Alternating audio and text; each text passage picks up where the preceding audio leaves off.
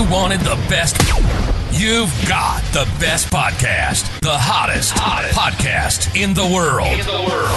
The Chris Voss Show, the preeminent podcast with guests so smart you may experience serious brain bleed. The CEOs, authors, thought leaders, visionaries, and motivators.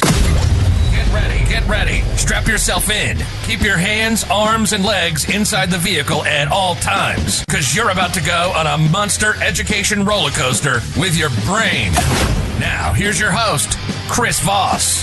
Hello, this is Voss here from thechrisvossshow.com. Ladies and gentlemen, there are latest things that makes official. Welcome to the big show. As always, the Chris Voss Show is family that loves you, but doesn't judge us harshly because you're here learning the business of life, the stories of life, the lessons of life, all those great stories that come from our wonderful guests here. But refer the show to your family, friends, and relatives. Share the love. Go to goodreads.com/Chris Voss, LinkedIn.com/Chris Voss, Chris Voss on the TikTok, and all those crazy places in the internet. Today, an amazing young man on the show. Phil White joins us. He's returning guest on the show. His latest book is out June 17th, 2025. It is called The Creative's Mind: How Exceptional Artists Think, Make, and Perform. We're going to get into some details about the book, some of the things he learned in researching it and designing it, and all of that good stuff. Welcome to the show. How are you there, Phil? I am better than I deserve, Chris. Thank you so much for having me. Sounds good. Give us a 30,000 overview. What's inside your new book, along with the .coms for people to look you up on the interwebs? Sure. So this is my second collaboration with Dr. Jim Afremow, and Jim was the sports psychologist for Arizona State University for 10 years and worked with athletes like a young beardless James Harden. The beard did not always have a beard, it appears. He did not come out in that way. So he got exposure across a wide variety of sports at the highest level of D1 athletics, and then was the peak performance coordinator for a little baseball team called the San Francisco Giants for 3 years. And the last few years, he's found that he's been contacted by a lot more Hollywood actors, directors, producers, musicians, and performers of other kinds. And Jim always says performance is performance, and the mental game is the mental game, and mental health is mental health. And so with that in mind, we decided to apply some of his principles from sports psychology that we then applied to leadership in the leader's mind to 12 creative men and women who are doing their particular thing, whether that be architecture, film directing, adventure photography, music, etc., in the creative's mind. And so you guys took, would you call it, is it like a workbook sort of application you guys did to test? No, it isn't. It's between 2 and 4.5 hours of Zoom calls with these individuals, and heavily researching them and making sure we don't just ask dumb, redundant questions. And some of them we knew, some of them we didn't know. And really, Jim and I have creative teenagers. And so there's a selfish element to this, Chris, that everyone's always pushing kids harder and harder. They have to have a 4.9 weighted GPA. They have to volunteer at 10 different things. They have to play 2 sports. And we know that college applications are increasingly competitive, particularly for Ivy League schools. And also there continues to be this mistaken notion that anything less than a 4-year degree in a growth industry like AI is that's going to lead to a good job and go to a great school, that anything else is invalid. And I would say from the lessons of the likes of adventure photographer Chris Burkard, from Grammy-nominated composer BT and others in the book, that is BS. Wow. There you go. So what are the real keys to being the creative's mind, and what are some of the aspects that you get into it? What are some examples of how the exceptional thinking works? So in the case of Chris Burkard, his father was very successful in business, and Chris likened that to, if he was going to go to a train station, let's use Denver Union Station as an example, or London Paddington, like the bear. There is actually a Paddington bear at Paddington. Oh, really? The rumors are true. At least a statue of the bear. It's not live. It would make things a little bit more fun, though, wouldn't it? Yeah, it would be very interesting. Yeah. So that first train leads to a predictable path, and the stops are your high GPA and all the other things you need to do to get into a, in quotes, good school and a growth program degree. And, then you get a job and you start at the bottom of the corporate ladder, and you, like Monty Burns in Simpsons, Patience Monty, climb the ladder. You climb all the way up to an executive role, and you retire with a big old chunk of money. And that's fine. He said, my dad was really good at business. But for me, what interested me and why he dropped out of college, and he was really smart. He had a 4.0 GPA, had a good scholarship. He grew up in Pismo Beach. And the thing he was into was photographing surfers on the beach and trying to sell their photos to them. He's a bit of an entrepreneur, was Chris. And he realized, you know what magazine I love more than anything? Surfer magazine. So what would happen, I wonder, if I dropped out of school, begged, stole, and borrow lived out of my van or out of my Toyota Tundra, first of all, until Surfer Magazine gave me an unpaid internship. I cut my teeth. I learned from the best surf photographers in the world. And then I see what happens. And he likened that to another train that's 8 platforms away, and you have to run for it, and you're half packed. You got a few things hanging out of a racky old backpack. You don't know what the destination is, let alone the stops along the way.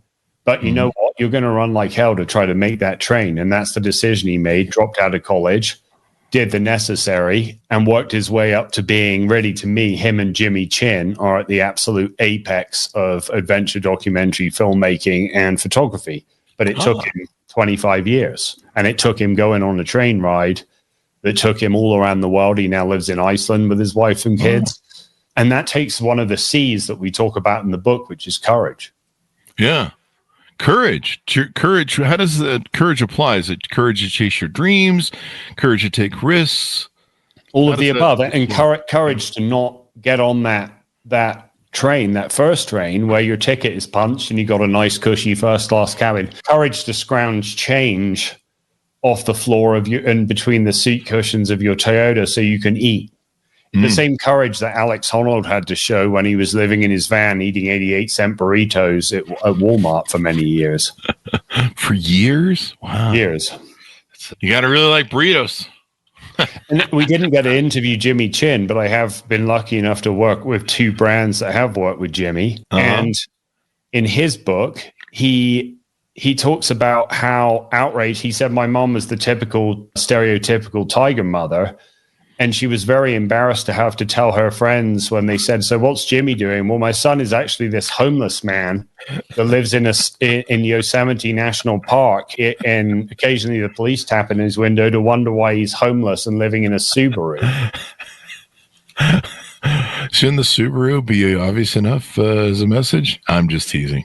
Our pastor, Jim Bergen at Flatirons Community Church here in Denver, he said one of the worst days of his life, he felt like every bad Subaru driver in the state of Colorado was coming at him. So, yeah, I think he would agree with your Subaru suspicions. But Jimmy's kosher nonetheless, despite being a die-in-the-wool Subaru owner. Yeah. Maybe you should be sponsored by Subaru, Chris. Maybe we should. I think we have to have more of a LGBTQ kind of show, if I can pull that joke out for the Subaru drivers. Anyway,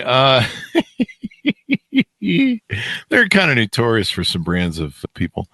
Anyway, it's an internet meme. You work with a lot of high performers in this book, or interviewed them. Some of the people you have here is director of Spider-Man 4. Let's get into that if we can. Sure. Though. Yeah, let's do.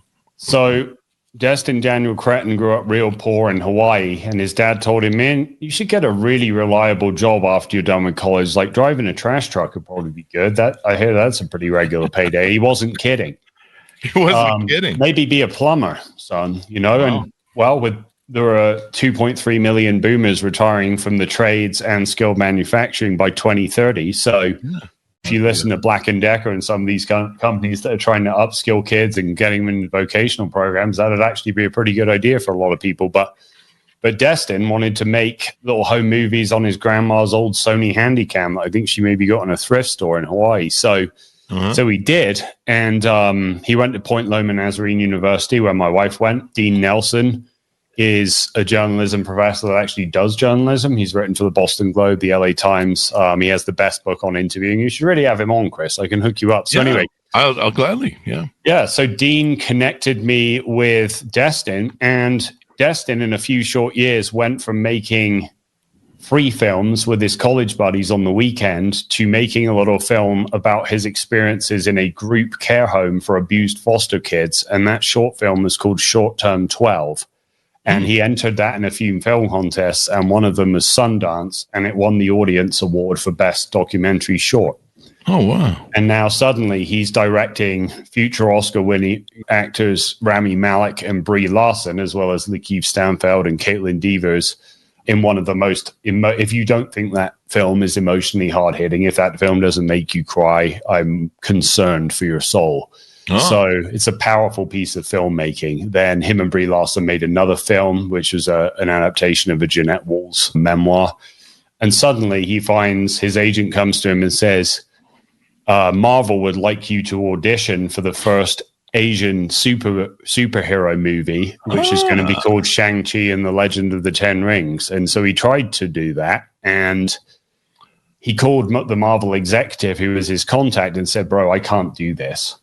The guy said, what do you mean? And he had been told by film professors, not at Point Loma Nazarene, a film school in LA, you know what, bro, if you're going to do this, stick to making indie films with your buddies at the weekend and just keep working at the group care home. Because he said, I think I'm from Hawaii. He was like, my people think slow, I move slow, and I talk slow. And everyone assumes in Hollywood you have to be a type A hard driving person like James Cameron and others are reported to be.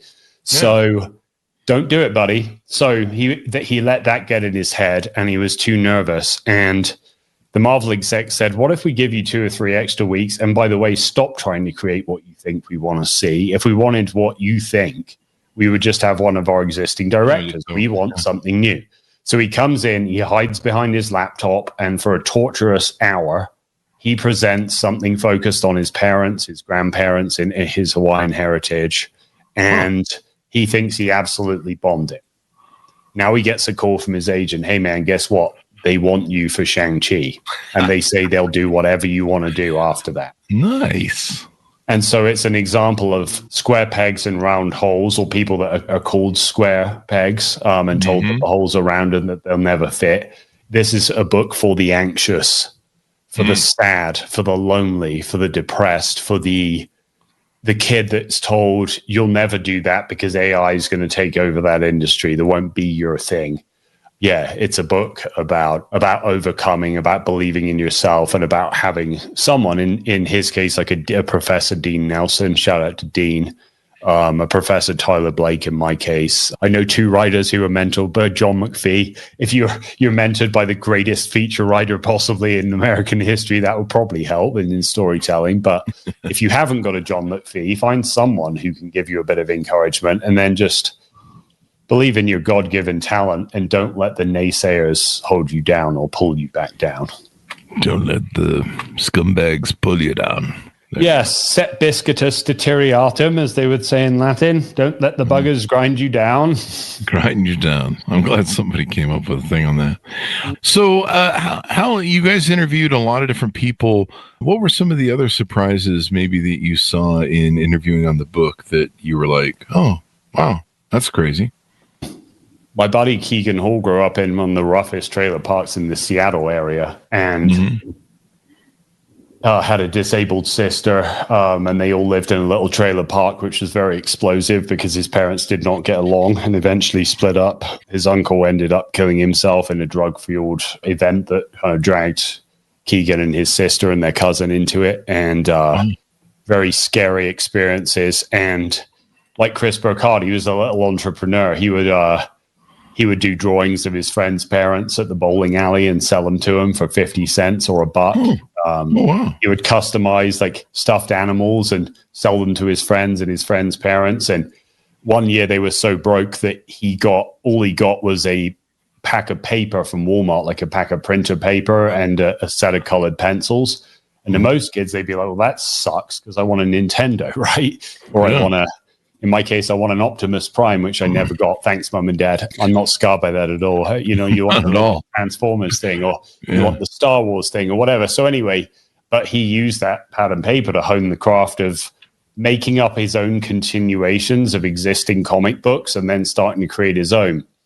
He eventually earned a scholarship at University of Washington Art School, which is really prestigious, was the youngest person to be accepted into their program in Italy. So he went and spent a semester.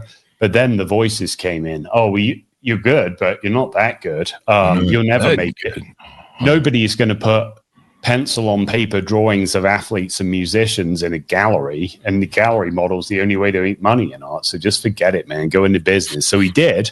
He worked for the Seattle Supersonics as a salesperson, just selling tickets to dudes like you and I, then eventually got promoted to head of corporate sales. Then they moved the team, so he had to find something else, and he went into tech startups. And he found all these skills to be useful for phase 2. His mother passed of cancer really soon after she was diagnosed. And he thought back to every time a naysayer said, you can't do anything with your art.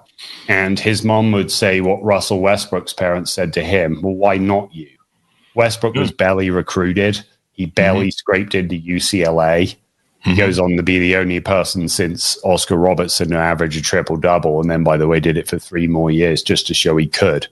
Russell Wilson, the quarterback, the same. So Keegan did a drawing of a football player and he put it up on Facebook. And a friend said, man, that's incredible. Can you draw a picture of my favorite player? So he does. And then the guy tagged this player, which I'm real bad at American football. It's a silly shaped ball. If you're going to have a ball that shape, it should be a rugby ball. But anyway, this player then commissioned Keegan to do a picture of him and his teammates. This then snowballs to Richard Sherman, the wide receiver, I believe, but someone will be like, no, he's a defensive back. I don't know, one of the fast guys in American football. He has a charity for underprivileged kids, and Keegan saw it on Twitter, and he tagged him and said, hey, I've got an idea to raise money. I drew you a couple of your teammates. Here are the drawings. Let me know if you're interested. The guy wrote him right back and said, sure. And he came up with what he calls Keegan 200. So 200 prints signed by him and an athlete or musician. And he said, so the first thing I put on my website, I made $40,000 in 1 hour. And guess what? Crap. And guess what? The next day, I wrote a check for $40,000 and away it went. And then, so then he gets teamed up with Russell Wilson, with Eddie Vedder, with all these amazing Kelly Slater, the surfer, Giannis Antetokounmpo. And his second drawing during this comeback in art, and he was, by the way, still working full-time and drawing at night. He has a now teenage daughter who is a toddler at the time. His wife's from Romania and is really awesome, a psychiatrist and counselor. And so they're doing their thing, and he's trying to hang out with them and take care of them and work. So he drew a picture of Michael Jordan. Google or go to YouTube and type in Keegan, Keegan, Hall, Hall, Michael Jordan, free throw line. And somehow he managed to this drawing took him 200 hours plus. And it's so detailed that even the camera shine from the flash bulbs off the wooden floor are shown in detail. And this is pencil on paper monochrome. Wow. Eventually this makes it to MJ. And MJ loves it so much, he says, can I commission you to draw a picture of my family? And I want you to come and hang it in my living room down in Florida. Wow. That's the talent this guy has. And again, he came from a violent background, a drug and alcohol addicted background. His thing was drawing comic books on paper with cheap pencils from Walmart, while also volunteering at the Special Olympics with his mom for the sake of his sister and her friends. And this guy has the biggest heart of anyone you'll ever meet. And this is the kind of story of overcoming. So check out KeeganHall.com, support his charity projects. He's raised almost $1 million for charity. Well, so what will your book help people? So if I'm a creative, being a CEO entrepreneur, I have to be pretty creative. How will your book help the average layman out there tap into their creative juices and resources? Well, I think somebody can connect to the stories I just said on some level. Another one is Stephen Wiltshire, the British autistic artist, who I believe is the world's greatest ever architectural artist. They call him the human camera, and they fly him over London for 30 minutes. and he draws a massive panorama, and he remembers the number of windows, say, on St. Paul's Cathedral, and they've tested this. They've looked at the Empire State Building. So there is a documentary on YouTube for free called Billions of Windows because of that. And Stephen Wiltshire didn't say anything until he was 7 or 8, and his first words were pen and paper. And his sister Annette and her husband run his gallery, run his travel arrangements, all the things he cannot do.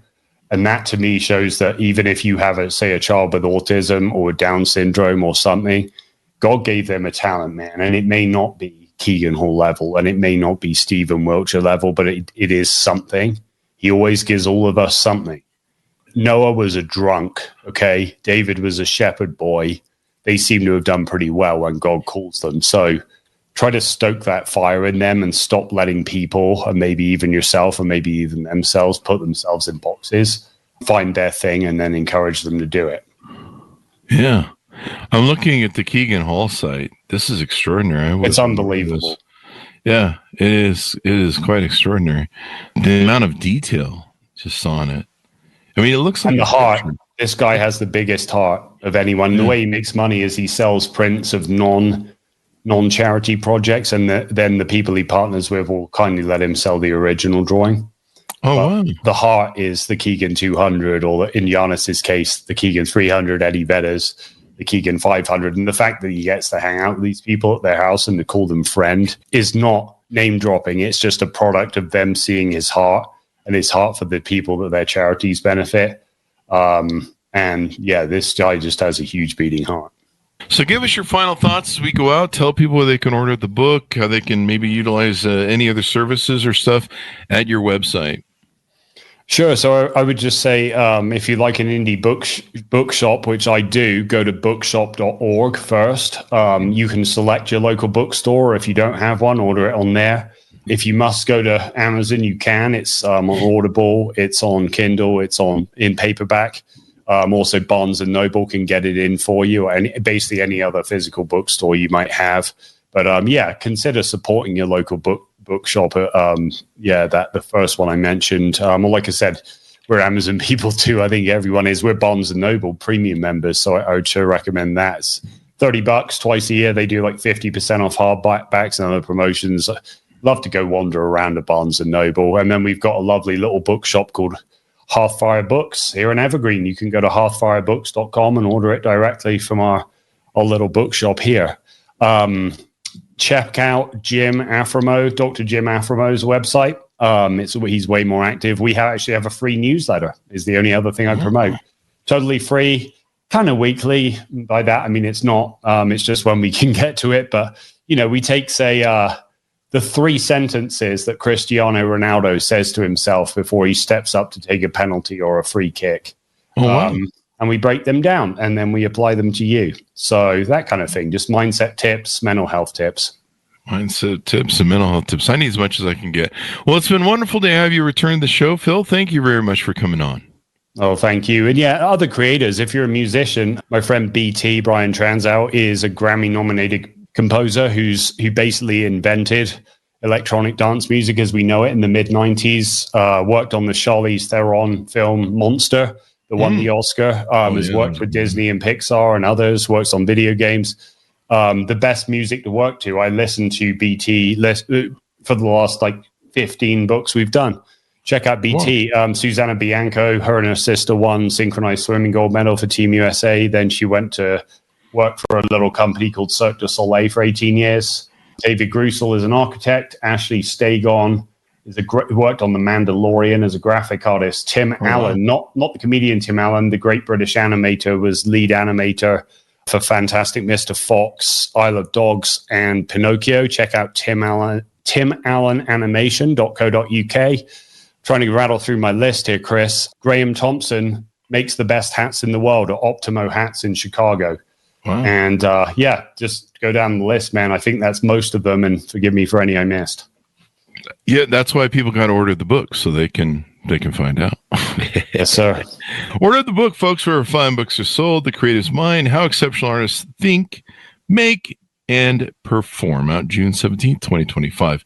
Thanks to Phil for being on the show. Thanks so much for tuning in. Go to goodreads.com/Chris Voss, LinkedIn.com/Chris Voss1, on the TikTok and all those crazy places on the internet. Be good to each other. Stay safe. We'll see you next time. And that should have us out.